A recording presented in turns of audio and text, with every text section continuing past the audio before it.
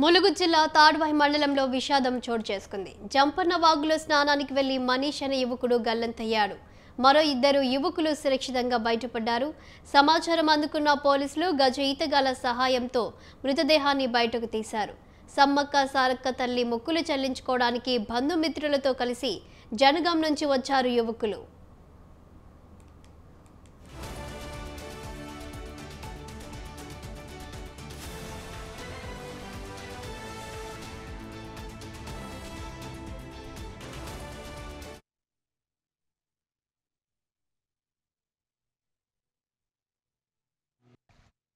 ఇక్కడికి వచ్చేసి ఇక్కడ బట్టలు ఇప్పి స్నానం ఇలా దుంకేసిండు సార్.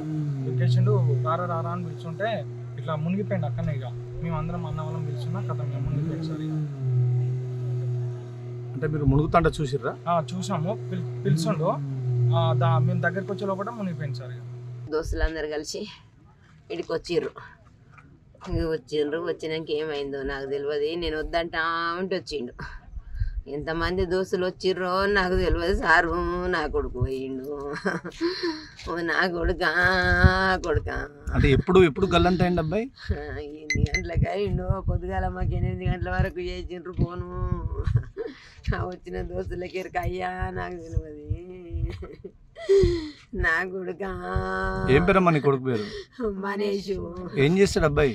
కిరాణా షాపులో చేస్తాడు, గుమస్తామని. అయ్యా కాలే సారు, 24 ఏళ్ళే ఉన్నాడు నా కొడుకు. నా కొడుక నన్ను నాగం చేసిపోయినవు నా కొడుకు. దోస్తులందరూ కలిసి ఇడికి వచ్చిర్రు. వచ్చినాక ఏమైందో నాకు తెలియదు. నేను వద్దంటా ఉంటే వచ్చిండు. ఎంతమంది దోస్తులు వచ్చిర్రో నాకు. ఇదే అంశంపై మరింత సమాచారం మా ప్రతినిధి శ్రీనివాసులు అందిస్తారు. శ్రీనివాసులు, ఏం జరిగింది? ఏదైతే నిన్న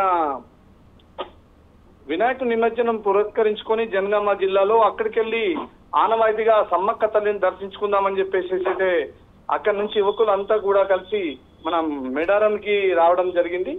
ఆ క్రమంలో నిమజ్జనమైన తర్వాత అందరికి రావడం జరిగింది. ఆ విషయంలో ఏదైతే ములుగు జిల్లా తాడ్వాయి మండలం సమ్మక్క సారక్క జనగాం నుండి వచ్చిన కానుగంటి మనీష్ కిరాణా షాప్ లో వర్కర్ గా పనిచేస్తున్న పరిస్థితి నెలకొంది. దానికి నిమజ్జనమైన తెల్లారి అదే నైట్ వచ్చేసి సమ్మక్క సారక్క తల్లికి మొక్కులు చెల్లించి తన బంధుమిత్రులతో కలిసి జంపన్న వాగు స్నానఘట్టానికి వెళ్లి స్నానం చేసే క్రమంలో మనీష్ అక్కడ ఒకటేసారి ఆ లోతులో మునిగిపోవడం వల్ల గల్లంతైన తదుపరి వెంటనే తనతో ఉన్న మిత్రులు అయితే గట్టిగా ఆర్చుకుంటూ ఆ పైకి ఎక్కి రావడం జరిగింది. ఈ విషయం తెలుసుకున్న పసరా సిఐ దయాకర్, ఎస్ఐ మధుకర్ సంఘటన స్థలానికి ఉటావుటిన చేరి ఎన్డీఆర్ఎఫ్ బృందాలను అయితే పిలిపించి 3 పడవలతో గజయితగాలను ఒక 10 మంది గజయితగాలను ఎన్డీఆర్ఎఫ్ బృందాన్ని పిలిపించైతే మృతదేహాన్ని మాత్రం వెతుకులాటతో కొనసాగుతుంది. Shalini. Right, thank you Srinivasulu.